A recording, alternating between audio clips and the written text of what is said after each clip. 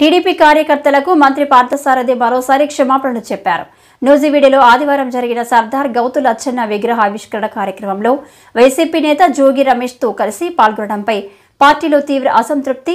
దీంతో మంత్రి ఇప్పటికే సీఎం చంద్రబాబుకు క్షమాపణ చెప్పారు. తాజాగా మీడియా సమావేశం నిర్వహించి మాట్లాడారు. అటువంటి వాళ్ళు ఎవరు కూడా ఇన్వాల్వ్ కాల, కేవలం గౌడ సంఘీయులు, వాళ్ళు గౌడ అధ్యక్షులు, గౌడ సెక్రటరీస్, గౌడ కోశాధికారులు, గౌడ వైస్ ప్రెసిడెంట్, జిల్లా అధ్యక్షులు, మండల అధ్యక్షులు, నియోజకవర్గ వాళ్ళు మాత్రమే ఈ కార్యక్రమాన్ని డిజైన్ చేసుకుని చేస్తడం జరిగింది. 9వ తారీఖు 8వ తారీఖు నా దగ్గరకు వచ్చి వాళ్ళు డేటు ఫిక్స్ చేశారు.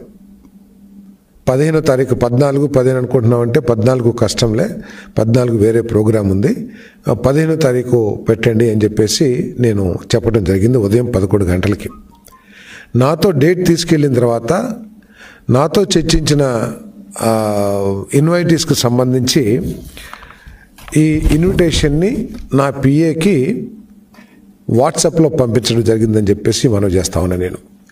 నేను ఇది కూడా అడిగాను, ఇది కాకుండా ఇంకేమైనా పంపించారా ఇన్వైటీస్ గురించి అని చెప్పేసి నేను పిఏని అడిగితే ఇంకేం పంపించలేదు సార్. దాని కింద నేను కూడా చెక్ చేశాను, ఎందుకంటే వాస్తవాలు తెలుసుకోవాలి కాబట్టి.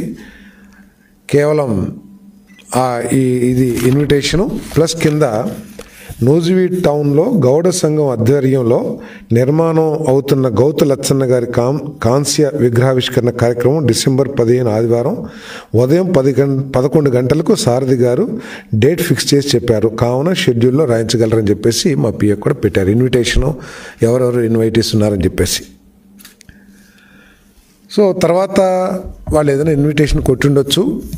తర్వాత అందరికీ తెలిసిందే, 9 తర్వాత బిజీగా అందరం కూడా బిజీగా ఉన్న కలెక్టర్స్ కాన్ఫరెన్స్ కానివ్వండి, లేకపోతే విజన్ 2047 కార్యక్రమం కానివ్వండి, వీటిల్లో బిజీగా ఉండి వారి ఇన్విటేషన్స్ని పూర్తిగా చదివే ప్రయత్నం కూడా నేను చేయలేదు. ఎందుకంటే నాకు తెలిసింది మెయిన్ వాళ్ళందరూ కూడా మన పార్టీకి సంబంధించిన వాళ్ళు ఉన్నారు, ఒక్కళ్ళే ఉన్నారు.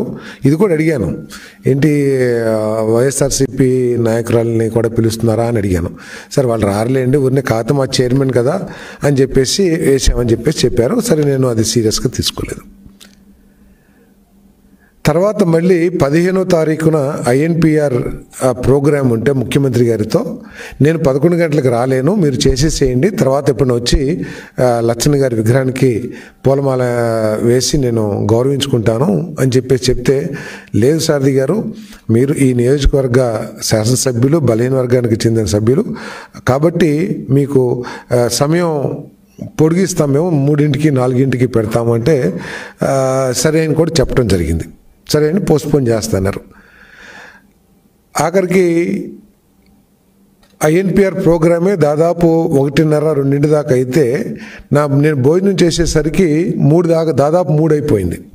అయిపోతే ఆ కార్యక్రమానికి సరే తర్వాత వెళ్దాంలే అని చెప్పేసి నేను కొంచెం వెళ్ళొద్దని నిర్ణయం తీసుకున్న తర్వాత మన పెద్దలందరూ కూడా 1-2 సార్లు మేము వెయిట్ చేస్తున్నాము, శిరీష్ గారు నేను వెయిట్ చేస్తున్నాము అని చెప్పేసి నారాయణ గారు చెప్పడం కానీ, లేకపోతే మన కార్యకర్తలు చెప్పడం కానీ, అప్పటికప్పుడు బయలుదేరి వెళ్ళి నేను ఆ కార్యక్రమంలో పంచుకున్నాను. ఆ కార్యక్రమంలో ఆయన్ని సడన్గా చూసి నేను కూడా షాక్కు గురయ్యానని చెప్పేసి నేను మనవి చేస్తా ఉన్నాను.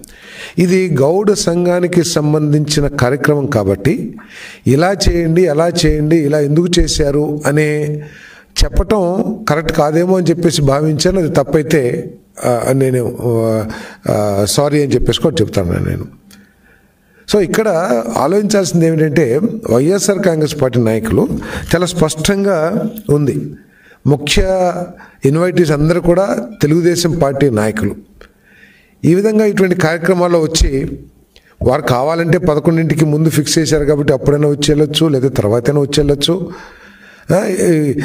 వీరందరికీ కూడా తెలిసిందే, ఇంతకుముందు లోకేష్ గారు మీటింగ్ పెడితే టెలికాన్ఫరెన్స్ ఏ విధంగా ఇంక్లూడ్ అయిపోయి ఇటువంటి చిల్లర చేష్టలన్నీ కూడా వారికి వెన్నతో పెట్టిన విద్య.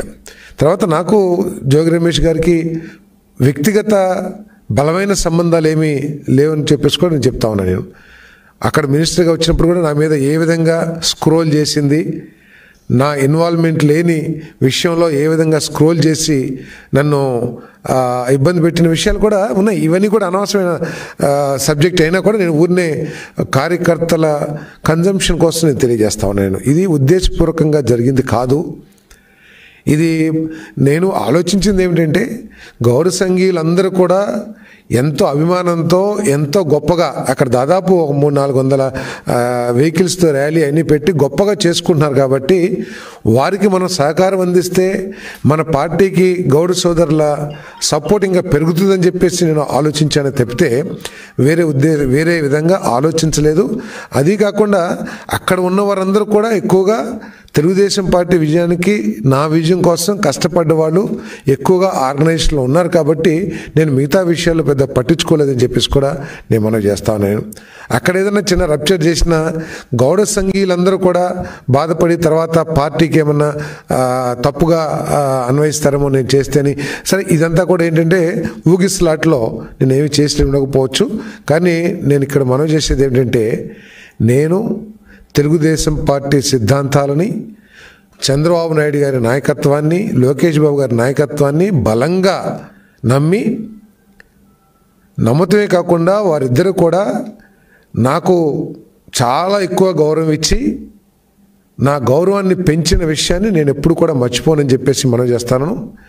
నేను ఎల్లవేళలా వారి నాయకత్వాన్ని, తెలుగుదేశం పార్టీ కార్యకర్తల మనోబలాన్ని పెంచడానికి, వారి సమస్యలు పరిష్కరించడానికి, పార్టీ బలోపేతం అవటానికి